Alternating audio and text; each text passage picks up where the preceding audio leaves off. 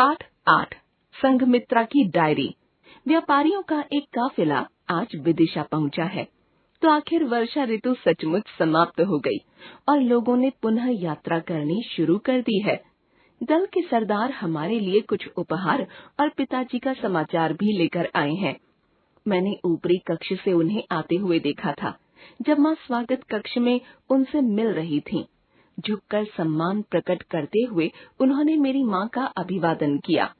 माँ ने उन्हें बैठने को कहा और दासियों को उनके लिए जामुन का रस लाने के लिए भेजा। यह हमारे घर का एक खास पेय है। इसे वर्षा ऋतु में हमारे अपने वृक्षों के फल से तैयार किया जाता है। रस गहरे बैंगनी रंग का होता है। इसमें थोड़ा सा मसाला डाला जाता है और यह बहुत ताजगी देता है। यह मुझे भी बहुत पसंद है। मैं एक कटोरा रस की तलाश में रसोई तक जाना चाहती थी, लेकिन लालच की तुलना में मेरी उत्सुकता कहीं ज्यादा थी। इसलिए मैं वहीं रुकी और उनकी बातें सुनती रही।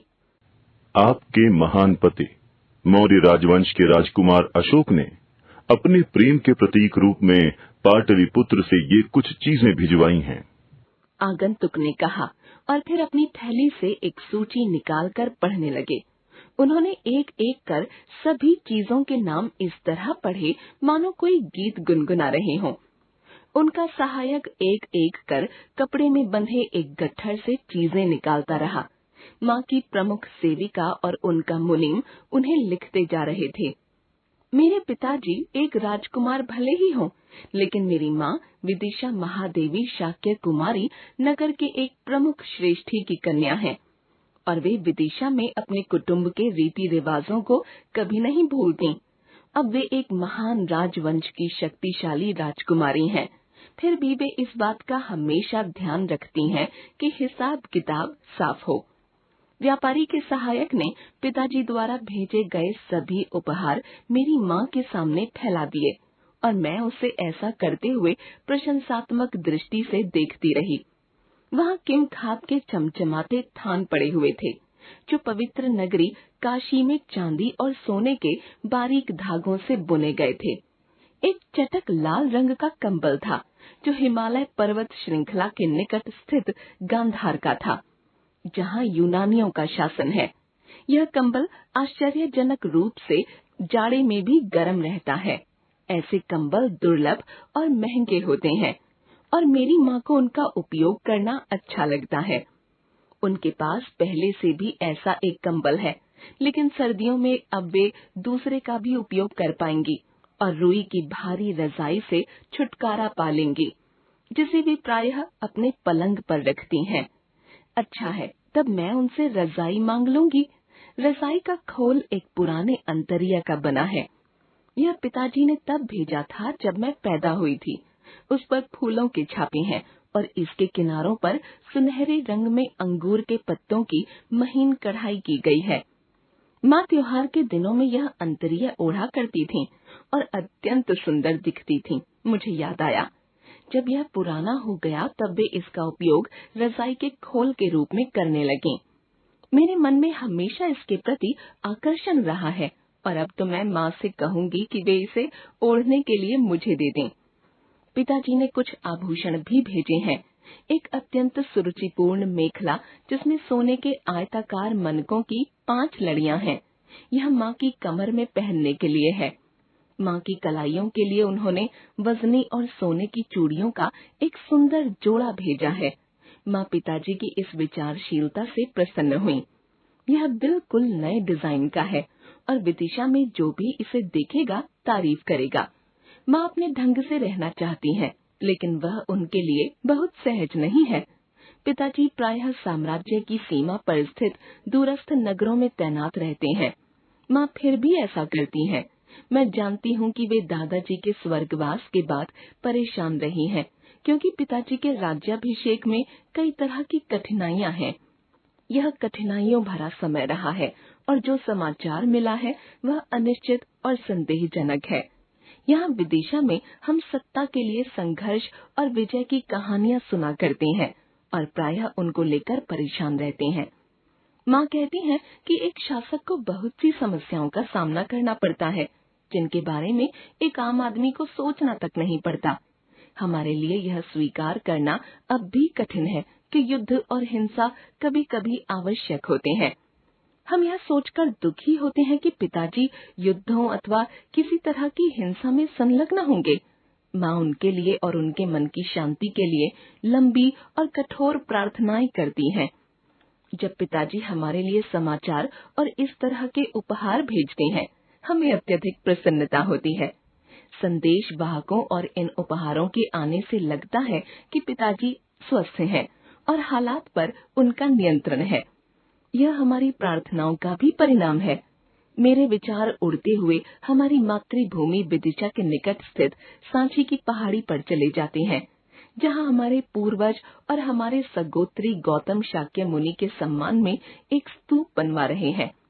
बहुत से लोग उन्हें बुद्ध भी कहते हैं। माँ उनके उपदेशों पर श्रद्धा रखती हैं।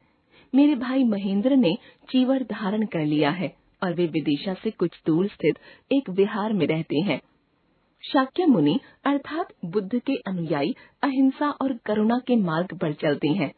वे भौतिक उपलब्धियों के स्थान पर आत्मा द्वारा दिखाए मार्ग का अनुसरण करते हैं और चिंतन मनन तथा तपस्या में जीवन बिताते हैं।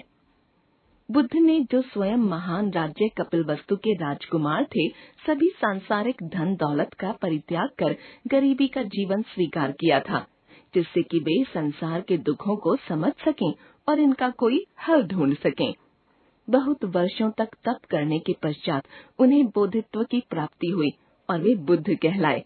हम में से बहुत से जो उनके उपदेशों का आदर करते हैं, सांसारिकता का ही जीवन व्यतीत करते हैं। फिर भी हम सादगी और करुणा, परोपकार और चिंतन तथा बुद्ध की तरह उचित रहन सहन के मार्ग पर चलने का प्रयत्न करते हैं। उन्होंने अपने उपदेशों और स्वयं अपने जीवन के उदाहरण के माध्यम से हमें शिक्षा दी है। हम उनके अष्टांगिक मार्ग को याद करते हैं, जिसका उन्होंने उपदेश दिया। ये है सम्यक दृष्टि, सम्यक संकल्प, सम्यक कार्यकलाप, सम्यक स्मृति, सम्यक वाक, सम्यक कर्म, सम्यक आजीविका तथा सम्यक समाधि। उन्होंने बुद्धत्व प्राप्त करने के बाद जब धर्म चक्र का प्रवर्तन किया, तो अपने प्रथम प्रवचन में उपदेश देते हुए जो कहा वह हमें याद है। माँ धर्म का अनुसरण करने वाले विहारवासी भिक्षुओं और इस मार्ग का सम्मान करती हैं, जिसकी बुद्ध ने हमें शिक्षा दी। बहुतेरे भिक्षु गर्मी एवं जाड़े के दिनों के भिक्षाटन के लिए हमारे दरवाजे पर आते हैं। कभी कभी माँ उनसे अनुरोध करती हैं कि वे हमारे परिवार को प्रवचन दें। अब उनकी योजना है कि स्तूप और उसके चारों ओर जो उद्यान वे बनवा रही हैं, उसे प्रतिष्ठित करने के लिए विहारवासियों का एक वृहद सम्मेलन आयोजित करें और वहाँ कई दिनों तक प्रार्थना एवं पूजा का कार्यक्रम। माँ के साथ सांची की पहाड़ी पर जाना मुझे पसंद है। वहाँ वे घर गृहस्थी की सभी जिम्मेदारियों से मुक्त होती हैं और हम बहुत से विषयों पर बात करते हैं। कभी कभी हम एक साथ मनन चिंतन करते हैं और कभी कभी वे पिताजी के बारे में सब कुछ बताती हैं कि वे उनसे किस प्रकार मिले, जब पिताजी मगध राज दरबार के राजकुमार के रूप में यहाँ नियुक्त थे। मुझे आशा है कि एक दिन वे अपनी समूची प्रेम कथा मुझे सुनाएंगी। कल्पना कीजिए कि माँ एक युवती है और वे एक सुंदर राजकुमार से प्रेम करती हैं, लेकिन जब भी मैं उनसे इस बारे में पूछती हूँ, वे हंस पड़ती हैं और विषय बदल देती हैं। मैं थोड़ी और बड़ी हो जाऊं तो शायद वे मुझे कुछ अधिक बता दें। इस बीच हम एक छतनार पीपल के पेड़ तले बैठकर राजमिस्त्रियों को काम करते देख रहे हैं। मैं कल्पना करने का प्रयास करती हूँ कि यह कैसे हुआ होगा। स्तूप की दीवारें अब काफी ऊंची उठ आई हैं और अब इसके साथ लगे मंदिर में काम आरंभ हो गया है। माँ का परिवार, नगरवासी और मित्र जैसे कि वे व्यापारी जो हमारे लिए पिताजी के उपहार लाए थे, सभी ने यहाँ स्तूप के निर्माण के लिए दान दिया है। जब मुझे घूमना फिरना चाहिए, उस समय मैं अपनी कहानी के साथ भटक रही हूँ। यह मेरा स्वभाव है और मेरे अध्यापक कहते हैं कि मुझे इस पर नियंत्रण रखना चाहिए। जब मैंने माँ को छज्जे के नीचे, जहाँ मैं चुपचाप बिना किसी दृष्टि में आए बैठी हूँ, सार्वजनिक कक्ष में व्यापारी से बात करते देखा, तो ये सभी विचार और छवियां मेरे मस्तिष्क में दौड़ रही थीं। मैंने अपना ध्यान फिर वर्तमान पर केंद्रित किया और आगे की ओर झुक गई ताकि नीचे हो रही बातचीत सुन सकूं। मैंने देखा कि माँ ने एक हल्की सी मुस्कान के साथ ऊपर की ओर दृष्टि घुमाई और मैं समझ गई कि वे जानती हैं कि मैं वहाँ बैठी हूँ। ऐसे समय में कुछ कहा सुना नहीं जाता, लेकिन हम समझ जाते हैं कि उस पल को साझा बांटते हैं। जब औपचारिकताएं पूरी हो गईं, तो वे व्यापारी जो हमारे परिवार के पुराने मित्र थे, थोड़े निश्चिंत हुए और उन्होंने सराहना के भाव से जामुन के रस का घूंट भरा। माँ ने पाटलिपुत्र के विशाल नगर के समाचार पूछे, जहाँ से अब मेरे पिताश्री मौर्य साम्राज्य पर शासन कर रहे हैं। व्यापारी ने नए निर्मित हो रहे सभी भवनों के बारे में बताया और यह भी बताया कि पत्थरों और लकड़ी पर छेनी की आवाज हर कोने में सुनी जा सकती है, क्योंकि बड़े बड़े स्तंभ और मेहराबें काटी जा रही हैं और उन पर नक्काशी की जा रही है। फिर उन्होंने अपनी आवाज धीमी की और उनके शब्दों को सुनने के लिए मुझे अपने कान लगाने पड़े। उनका कहना है, राज्याभिषेक की तिथि निश्चित हो चुकी है। मेरी माँ के हाथों में जामुन के रस से भरी काली मिट्टी का सकोरा थोड़ा सा हिला। वैसे वे बिल्कुल शांत रहीं। कुछ पल तक वहाँ खामोशी रही, लेकिन जब वे बोले तो उनका स्वर स्पष्ट और शांत था। क्या इसकी घोषणा हो चुकी है? व्यापारी ने अपना सिर हिलाया। नहीं राजकुमारी जी, ये अफवाह तो मैंने बाजार में सुनी। राजकुमार अशोक फलते फूलते रहें। उन्होंने कई नए भवनों के निर्माण की शुरुआत की है और पुजारियों को विचार विमर्श के लिए बुलाया है। उनका कहना है कि वे किसी शुभ तिथि की प्रतीक्षा कर रहे हैं। इस बीच मूल्यवान रेशम के लिए आदेश दे दिए गए हैं और सुदूर से जौहरियों को बुलवाया गया है। नगर और सुंदर बन गया है। मैंने वहां की यात्रा की है। मैंने वहां पाया कि राजमार्गों को और भव्य बनाया जा रहा है। राजकुमार अशोक दीर्घायु हों, उनकी समृद्धि बढ़े और वो शांति पूर्वक राज्य करें। उसी दिन बाद में जब हमने दोपहर का भोजन कर लिया, माँ ने मुझे हमारे घर के पीछे बाग में अपने मंडप में बुलाया। जब वे मुझसे अकेले में बात करना चाहती हैं, तो वे हमेशा ऐसा ही करती हैं, क्योंकि तब वे अपनी दासियों को दूर भेज सकती हैं और निश्चिंत हो सकती हैं कि हमारी बात कोई नहीं सुन रहा। राज्याभिषेक के लिए हम लोग पाटलिपुत्र चलेंगे, उन्होंने कहा। तभी तुम और तुम्हारा भाई महेंद्र पुनः अपने पिता से मिलोगे।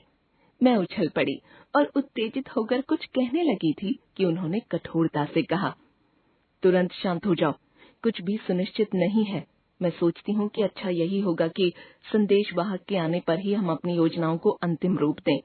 तुम्हें केवल अपना इरादा बता रही हूँ ताकि हम चुपचाप तैयारियां शुरू कर सकें। मैं महेंद्र को विदिशा बुला लूंगी। फिर उन्होंने मुझे जाने को कहा। मैं इतनी उत्तेजित थी कि मैं गरिमापूर्ण ढंग से कठिनाई से चल पा रही थी, जैसा कि किसी राजकुमारी को चलना चाहिए।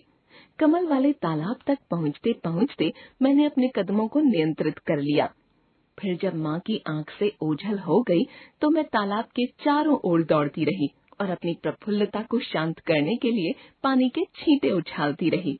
मेरी दासी चंद्रावती दौड़ती हुई मेरी तरफ आई और मेरी उच्छृंखलता के लिए मुझे डांटने लगी, और मेरा गीला अंतरिय और मेरी जूती। और क्या उन बेचारी मछलियों के बारे में तुमने सोचा, जिनमें से आधी को तो तुमने डराकर मार ही डाला है? जब वह मुझे घर की ओर लेकर बढ़ी तो उसने मुझसे पूछा।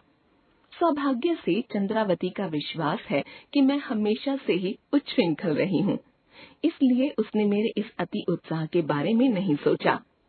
उसने मेरी ओर इस तरह बाहें लहराई जैसे वह किसी अक्खड़ बत्तख को भगा रही हो। उसने मुझे डांटने के से स्वर में गीले कपड़े बदलने और तुरंत संगीत और नृत्यशाला में पहुंचने को कहा, जहां मेरे गुरुजी मुझे सिखाने के लिए प्रतीक्षा कर रहे थे। मैं दौड़ती हुई गई और इतने उत्साह से नृत्य किया कि गुरुजी चकित रह गए और बोले, अगर ऐसा ही रहा जैसे मैंने योजना बनाई है, उससे पहले ही हम तुम्हारे नाना नानी के लिए तुम्हारे नृत्य का आयोजन कर सकते हैं। मैंने कुछ नहीं कहा, क्योंकि मेरा मन इस कल्पना में खोया हुआ था कि पाटलिपुत्र में शायद मुझे अपने पिताश्री के समक्ष नृत्य करने की अनुमति प्रदान की जाएगी। ओह, क्या वह सुखद आश्चर्य नहीं होगा? मुझे अपने नृत्य के लिए और अधिक परिश्रम करना होगा। इसके लिए मेरे पास एक अच्छा कारण है। चंद्रावती ने ठंड देने वाले तेल से मेरे सिर की मालिश की, मेरे पांव दबाए और मेरा प्रिय गीत गाया। पर उस रात सो पाना मेरे लिए सचमुच कठिन था। ओह, मैं चाहती हूँ कि दिन जल्दी बीते। मैं और प्रतीक्षा नहीं कर सकती। लेखिका मोनिशा मुकुंदन।